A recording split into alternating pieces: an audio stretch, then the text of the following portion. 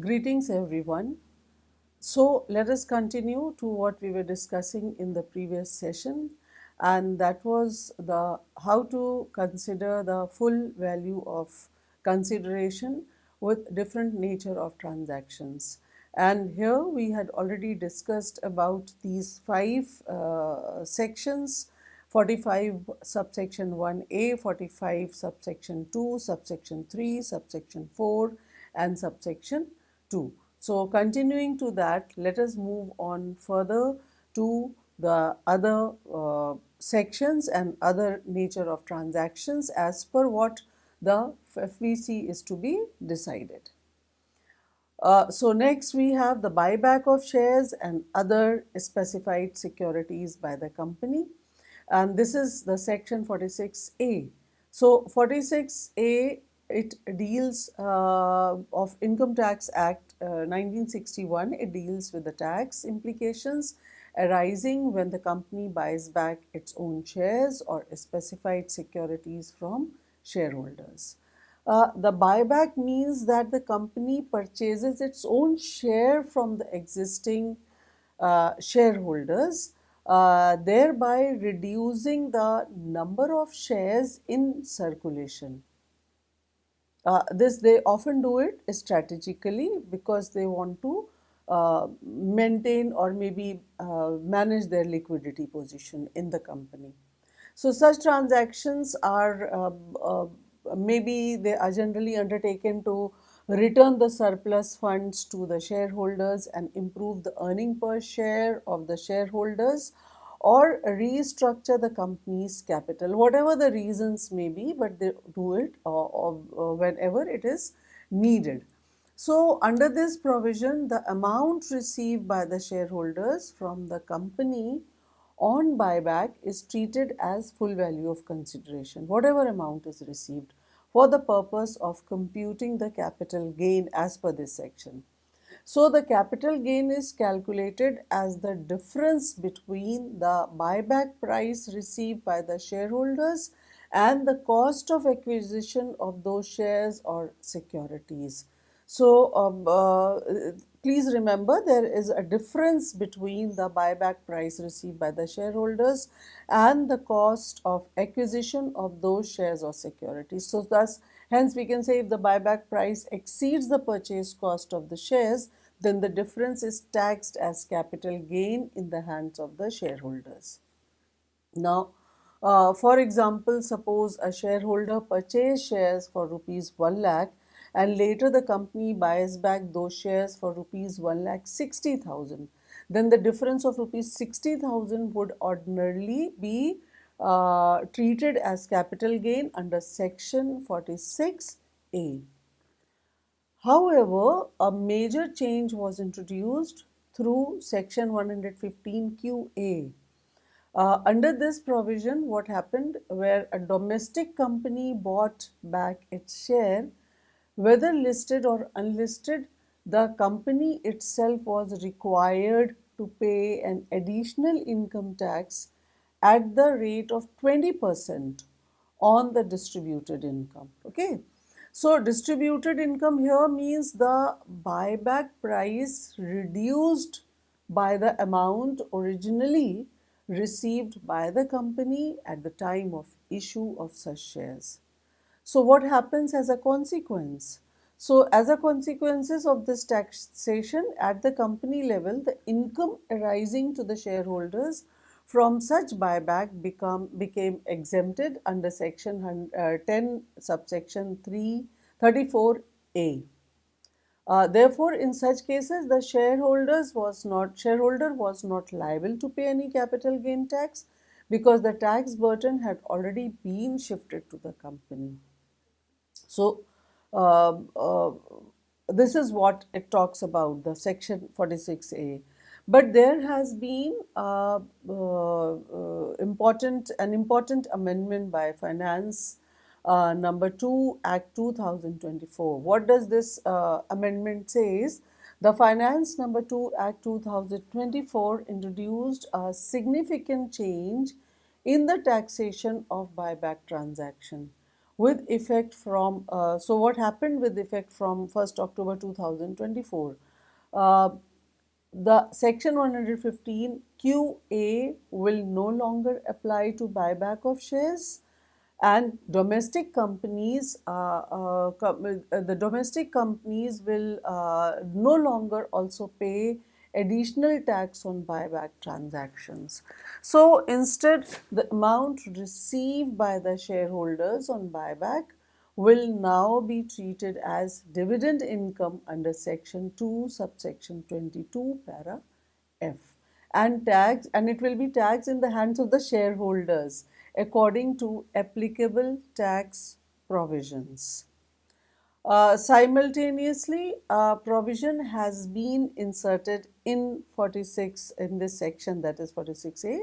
It states that for buying back transactions occurring on that date, that is 1st October 2000, on or after 1st October 2024, the full value of consideration for capital gains computation will be taken as nil. Please remember that. It will be taken as nil if the transaction occurs on or after 1st October 2024. This means that shareholders will not compute the capital gain on buyback after this date, because the amount is now taxable as dividend income instead. So the taxation system has shifted from the company level taxation to shareholders level taxation. Okay, so this was about Section 46A. I think that detailed makes it very clear to you that how this section is and implemented, and how these provisions are inserted for the benefits. Coming to the next part, that is Section 48. Section 48, that is gift of ESOP security by an employee. What happens here?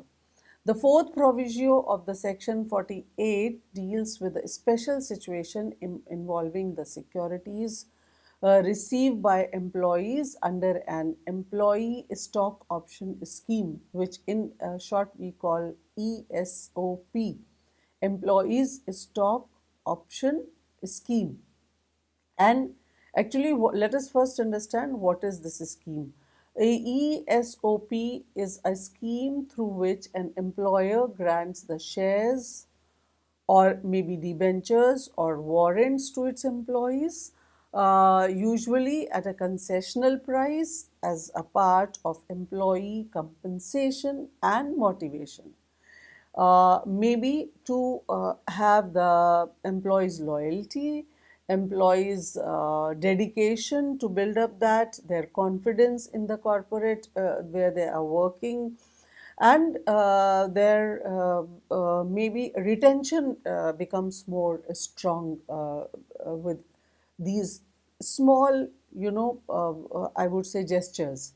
So, such securities are often taxed initially as a perquisite under the head salary.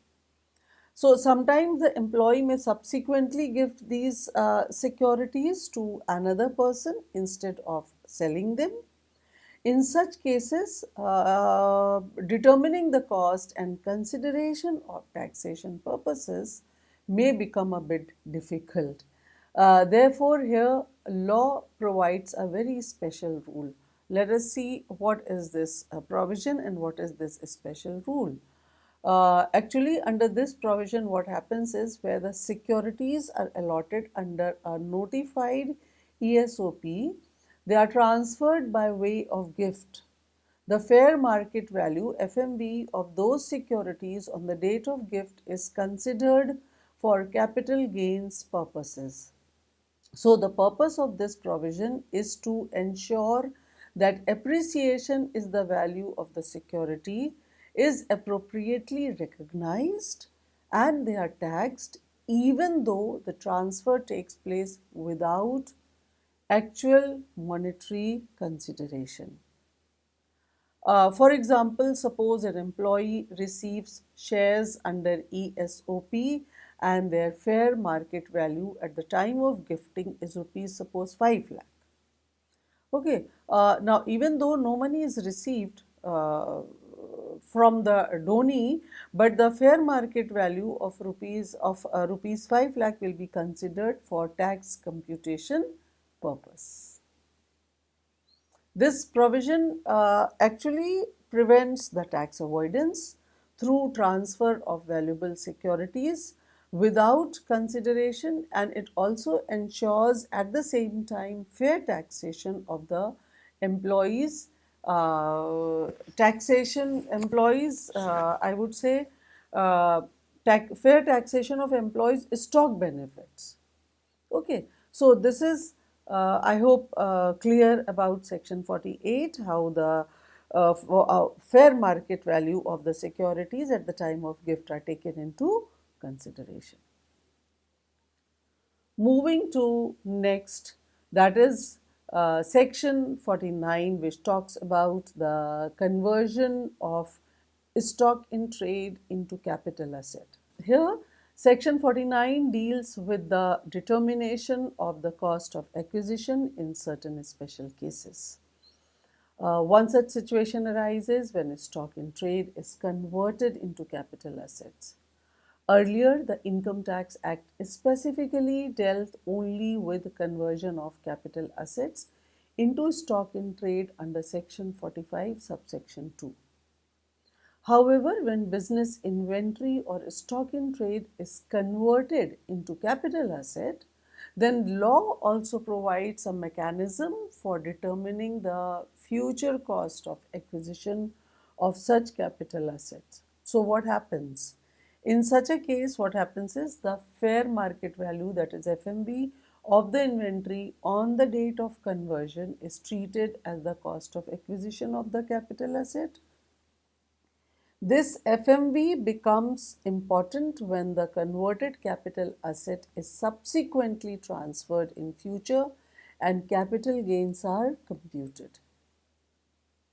So, to justify, maybe I would say that the rationale behind this provision is that once stock in trade loses its business character and becomes a capital asset, its market value on the date of conversion should become the base cost for the future capital gain computation. Let us understand it in more simple words with help of an example. For example, suppose a trader holds a land as a stock in trade in his real estate business. He is dealing in real estate, okay?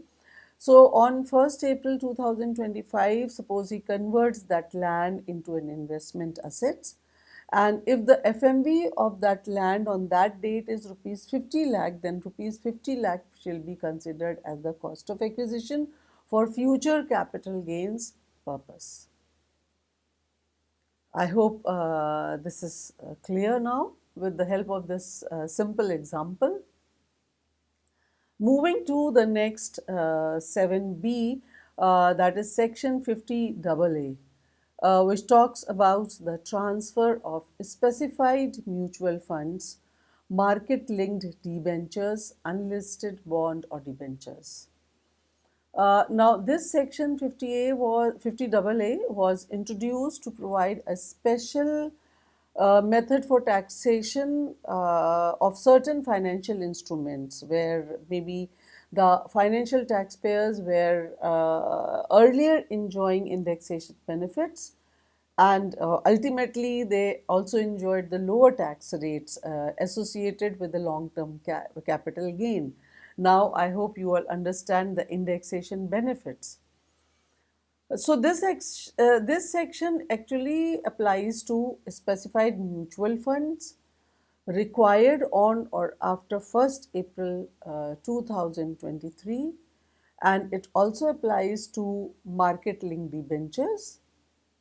And after the amendment by the Finance Act number 2 2024, it also applies to unlisted bonds and unlisted debentures transferred redeemed or matured on or after 23rd July 2024. So, under these provisions, the gains arising from the transfer, redemption, or maturity of such instruments, they are computed in a very special manner.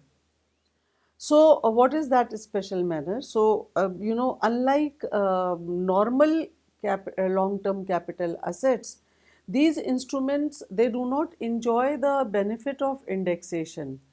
Actually, the intention behind this provision is to prevent the misuse of preferential long-term capital gain treatment in debt-oriented financial products.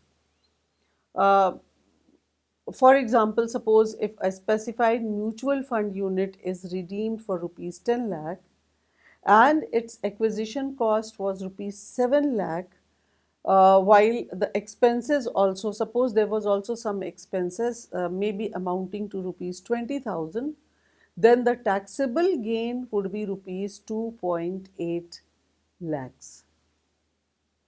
Uh, Actually, this provision effectively taxes the gains in a manner similar to short-term capital gain, even if the period is hold period is long holding maybe. In spite of that, it is 10 lakh minus 7 lakh 20,000, because 20,000 was a transfer expense that is also included. So remaining 2.8 lakh is your capital gain. So I think similar to that calculation of the short term capital gain. This was about section 50AA. Coming to next, section 50B. Section 50B talks about the computation of capital gain in case of slump sale. It governs the taxation of slump sale. So let us first understand what is slump sale. So actually, slump sale refers to the transfer of an entire business undertaking or division as a going concern for a lump sum consideration without assigning individual values to any specific assets and liabilities. So instead of dealing individually with all the assets and liabilities, all the assets and liability of that concern is taken as a lump, one means in total, and it is accordingly dealt with. So what happens in this slump sale, the undertaking itself is treated as the capital asset because everything is taken in totality. Since separate values are not assigned to the individual assets, determining the actual sales consideration, which means attributable to each asset, it becomes very difficult. Therefore, the law provides a special mechanism. Under section 50B, the fair market value of the undertaking or maybe division on the date of transfer is deemed to be the full value of consideration for computing the capital gain. Here the FMV, because the big question is that how this FMV is calculated. So here there are certain rules laid down by the Income Tax Act, which tells that how, or maybe which prescribes how this FMV should be calculated. The capital gain is computed, actually the rules, according to the rules, it is computed by deducting the net worth of the undertaking from such deemed consideration. Net worth generally means the aggregate value of total assets reduced by the liability. Let me explain you with the help of an example. Suppose if an entire manufacturing division is transferred through slump sale and its prescribed FMV is determined at rupees 20 crores, then rupees 20 crore will be treated as the full value of consideration for capital gains computation. It will be irrespective of the actual lump sum sale price agreed between the parties. Whatever was agreed, we won't be bothered. We will only take care of what was the FMV. Okay, so that will be taken into consideration. So what we understand that here is that this provision, it ensures that tax liability cannot be reduced through undervaluation of the slum sale transaction. Okay, so it keeps intact the tax liability, and goes for, I think, correct calculations. Then we have the next, coming to the next section, 50C. It is, I think, one of the most important anti-tax avoidance provisions under the capital gain taxation. It actually deals with the transfer of land or building for consideration lower than the stamp duty value. Now, let us see when it is applied and how it is applied. Actually, it is applied when the land or building is being transferred at a value lower than the value adopted or assessed by the stamp valuation authority for stamp duty purposes. So, in many cases, what happens is that taxpayers, they used to understate the sale consideration in property transaction in order to reduce the capital gain tax liability. So, in order to prevent that practice, Section 50, it provides that if the declared sale consideration is lower than the stamp duty value, then the stamp duty value will be deemed to be the full value of consideration, FVC. However, to provide certain relief to the for the minor variations, the law now provides a safe harbor limit. So, if the stamp duty value does not exceed 110% of the actual sale consideration, then no substitution is required and the actual consideration will be accepted. Suppose actual sale consideration is equal to rupees 50 lakh, stamp duty value is rupees 54 lakh. Now, since 54 lakh does not exceed 110% of rupees 50 lakhs, actual consideration will be accepted. Okay, but suppose if this stamp duty valuation is 65 lakh, so that is more than 110%, 50 lakh and this is 65 lakh, it shall be deemed to be the full value of consideration. And another important rule applies where the date of agreement and date of registration, date of agreement and date of registration are different. In that case, the stamp duty value on the date of agreement may be adopted instead of registration date, provided part of consideration has been received through banking channels before the agreement date. Actually, how does this provision or section help? It helps in preventing the undervaluation of immovable property transactions, obviously. Then I hope this is clear. Let us move to the next point, 8A, that is transfer of unquoted shares below fair market value, similar as the above case, that was 50C. Now we talk about 50CA. It instead of fixed property, it is about the share. It applies where this section is applied where the unquoted shares are transferred for consideration lower than their fair market value. So, unquoted shares are shares uh, uh, which are not listed on the recognized stock exchange. Since their market price is not publicly available taxpayers sometimes transfer them at artificially low price in order to avoid the tax liability. So, in order to prevent such tax avoidance, Section 50 CA it provides that where the actual consideration is less than FMV, the FMV shall determine in the prescribed manner that whatever FMV has been determined, that will be deemed to be the full value of consideration for the purpose of computing the capital gain.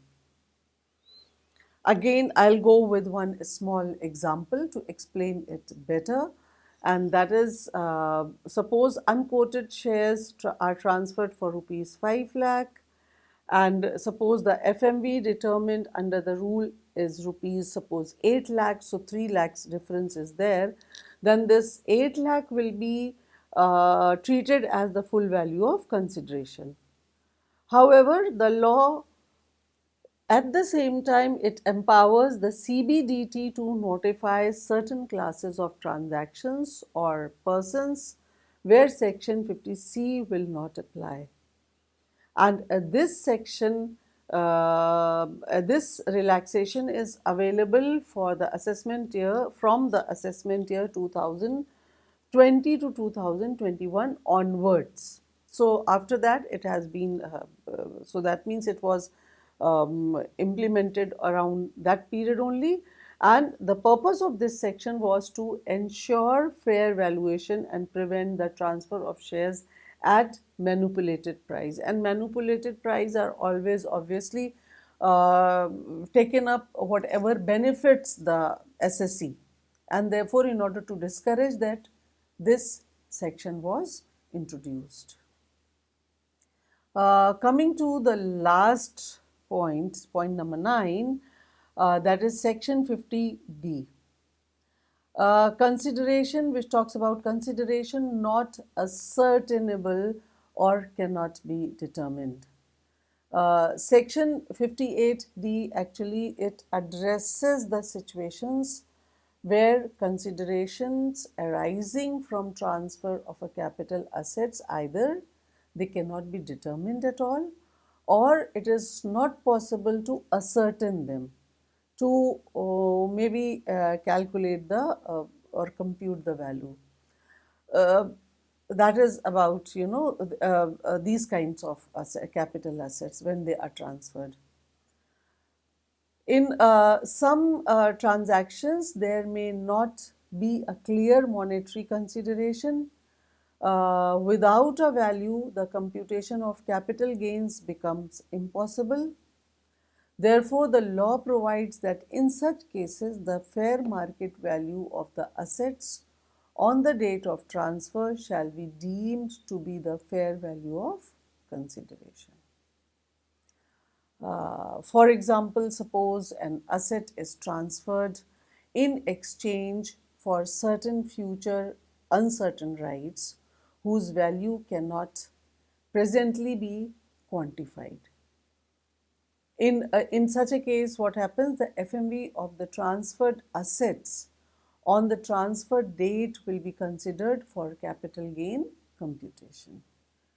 Actually, what is this section ensuring?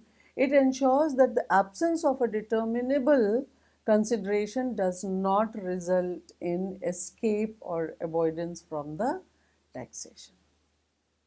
So, this was about the different situations that are possible, and in all these situations, I think we have understood them in depth, that how the fair value of consideration is to be taken into consideration, or what FVC has to be decided. So that is all for this session, and I hope things are clear about FVC. We will move further on this same issue in the next session. Thank you.